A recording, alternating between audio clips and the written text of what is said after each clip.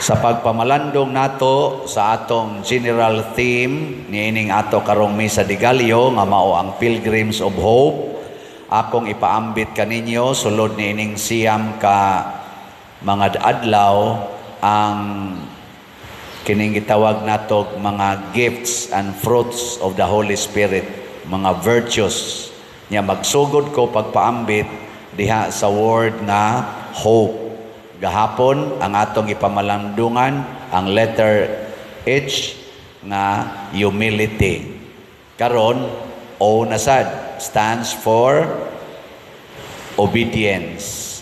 Ang pagsugot, ang pagtuman, ang pagsugot, pagtuman, pagsunod. Ano? Sige, lingiyay mong tupad.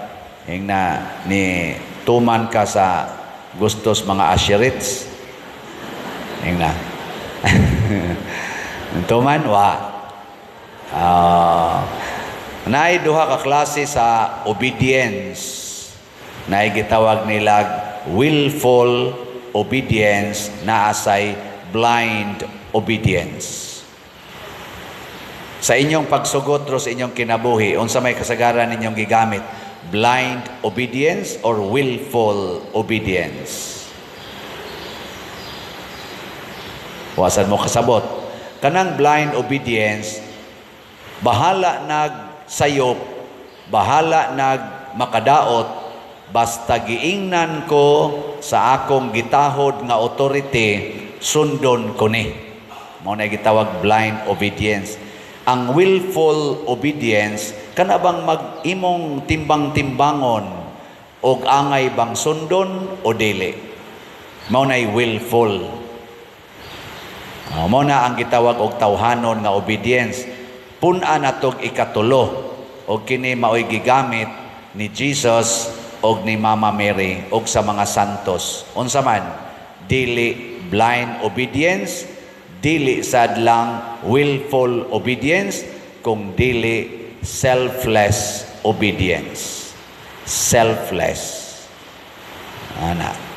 Giling nga imong tupad. Ing naasa ka ng tulo. Nganong, unsa na nga matay na mo diha? Lingi ba? Lingi. Ang di mo lingi, blind. Lingi. Karon, niining tulo, dunay duha ka masters sa atong kinabuhi nga atong gamitan, either blind, willful, or selfless obedience. Kinsa maning duha ka masters dinis kalibutan? Ang yawa o ang Ginoo. Inigamit na to aning tulo ka klase sa obedience, kaning blind, willful, or selfless. Kung asa ka maduol, asa ka ma-closer, maunay imong master. Mananglitan, blind obedience. Kanang naay mo ingon nimo, tiguma gid imong kwarta. Tiguma gyud. Kinsa may master nimo ana? Asa man ka magpaduol, sige nimo tigom og kwarta, asa man ka maduol. Bahala na mo diya. Nya willful, imo ginang himuong prinsipyo nga tigom yun, tigom. Nya selfless, bahalag wa ko'y kaon, basta mo tigom dyan kong kwarta. Selfless magyapon na. Nya, asam na padong, asam ang kamadool, sa Ginoo o sa demonyo. Matod pa ni San Pablo, the love of money is the root of all evils. Panalitan sad, kanang ingon nga kinahanglan jud ka ikagyud gamhanan sa tanan. Kinahanglang mudaog jud ka sa eleksyon. Ikaw gyoy mapili. Blind obedience. Unsa man? Bahala nag ingnon kong patya na, dauta na, sawaya na haron mapilde. ako nang buhaton. Bahala nag-amigo misuna, amiga misuna, basta lang ko mudaog. Mao may sugo sa akong amo, ako gining daoton. Kana blind obedience. Asa man ka maduola na? Sa Ginoo o sa yawa? Kusga. Kusga pag yun. Kusga tingog ninyo mga yawa. Muna, blind. Di na ko maghunahunag, unsa tas una, amigo bata, amiga bata, mamatay ba kaani or dili, magantos ba kaanig sa dili, basta gisugo ko sa akong master. Ikaduha, willful. Ako ning baruganan, dauton tika, patyon tika, aron ako gimudaog. Sama na, willful. Nya, selfless. Bahala nagmamatay ko, bahala masawayan ko, bahala nagdaoton ko, basta buhaton ko ninimo, buanga ka. Ana ba? Naman say mamatay ka usahay sa imong pagbuhat, ana. Selfless gyapon na. Pero ang imong gigamitan, ang pagdaot sa imong isig katao. Mao na'y makapaduol nimo siyawa. Lain na sa example. Kanang mupalit kag slot. Blind. Basta gibaligya ang slot sa simbahan, ako ginang paliton. Blind man na. Di na ko maghunahuna, unsa pay dangatan, basta gibaligya ang slot, ako nang paliton. Napagitegi pang-offer diha ka na mga Christmas balls para gratitude and sana? Kana diya ba? Kusga. Petitions and gratitude. Pasalamat o pag-ampo sa Ginoo. Nya, symbolic atong ipangsabong diha. Nya, muhatag dahin mo diha og love offering. Ana. Nahurot na bagpalit ang atong mga inani? Wala pa?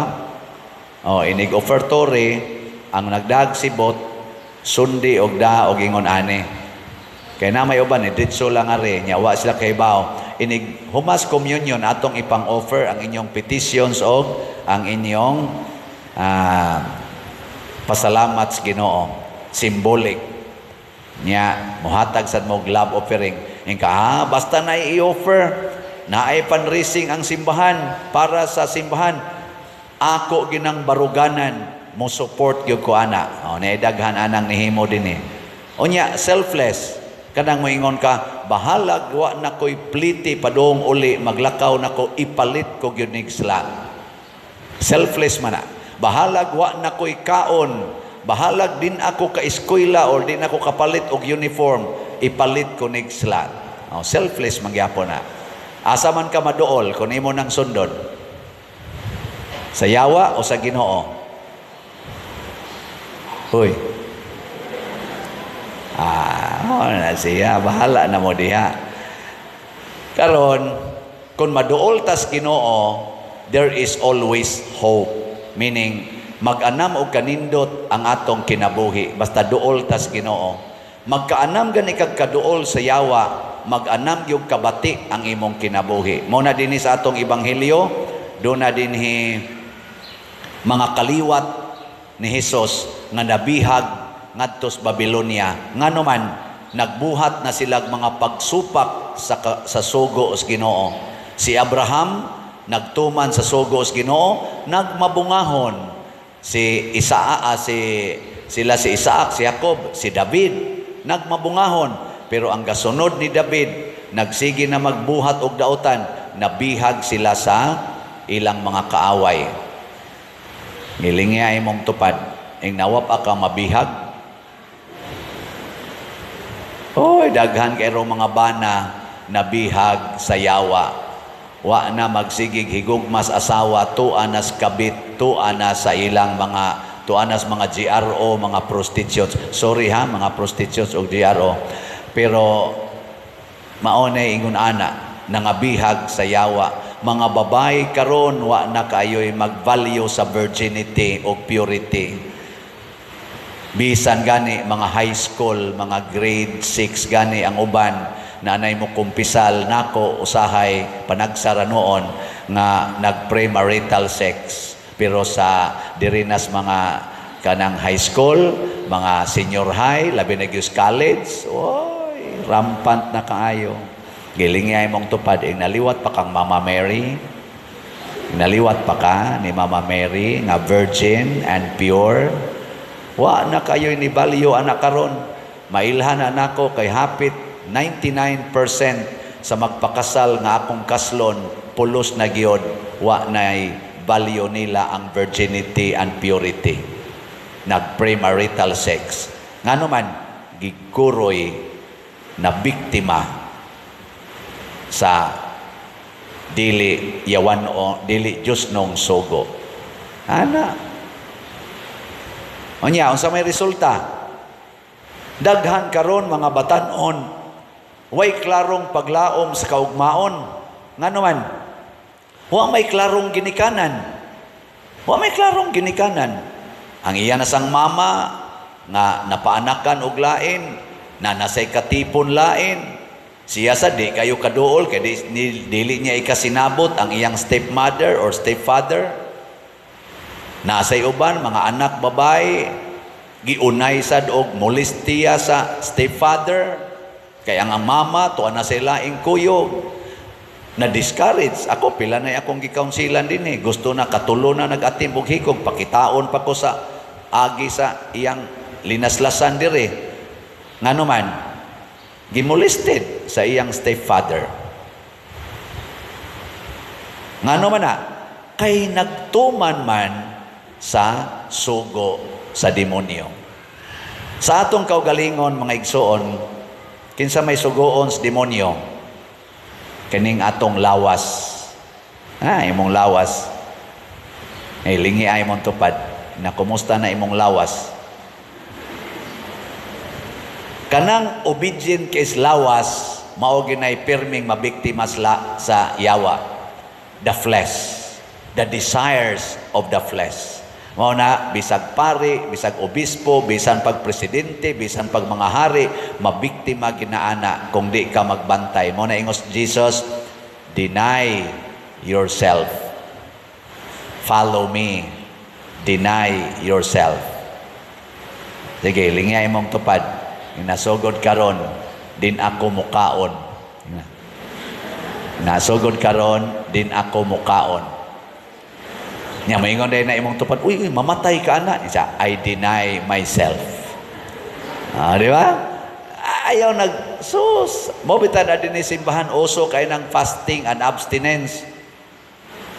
Kana ding nag-abortion, kanang naglaygate, nagbasiktomy, nagpills, nagkondom, nag-IUD, nag-transfer sa ilang gender, nag-same-sex union, pulos man ni sila mga biktima sa desires of the flesh. Makahatag ba sila maayong paglaom? Di, oy. Way paglaom. Siyunang ka ng imong bata, nga naas imong tiyan, imong gipatay. Nga pabay paglaom ang bata, nga imong gipatay, so sa imong tiyan, wa na. Imbis mo sidlak ang iyang kinabuhi, imong gipatay.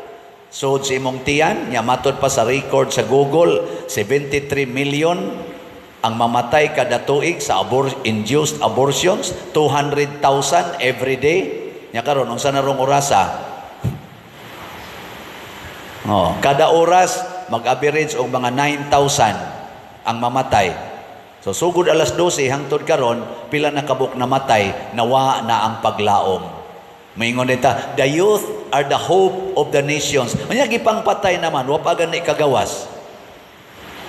So 73 million ang nangamatay nga paglaom sa kalibutan every year. Di ba? Simple ra na nga matik-matik. Gilingi ay mong tupad kablita kay murag natuog na. Ingna swerte ka, wa ka maapil sa 73 million. Ingna, naswerte ka. Wa ka maapil sa 73 million. Pasalamati ang inyong ginikanan, mga anak. Salamat nga ang among paglaom inyong gisuportahan. Wa mininyo i-abort. Ingna. Bahala na kung saan ang klasiha sa ginikanan ng imong nakuan karon, pasalamati. Kay dako kay na gracias Ginoo nga naa kay ginikanan nga nihatag nimo the way to the future, the way to your hope. Mao na kamo mga anak, magsigtubag-tubag na inyong mamag papa tungod lang kay wa mo kauyon sa ilang batasan, hunungan na gamita ang selfless obedience. Selfless.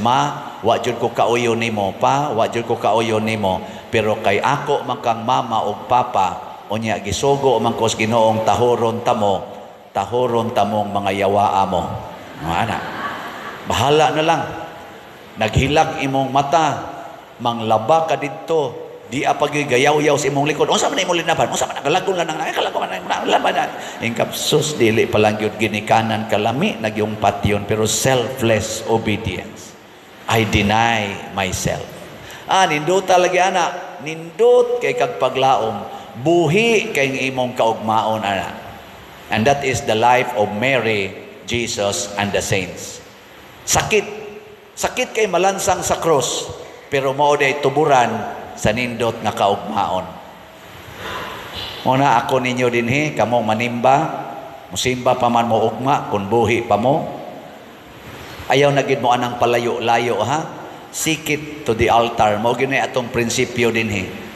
Paduol gyud, paduol. Unsaon man pag situit nga duol kas altar nga naa ang Ginoo mabuhi pagbalik og mahimong pagkaon nato.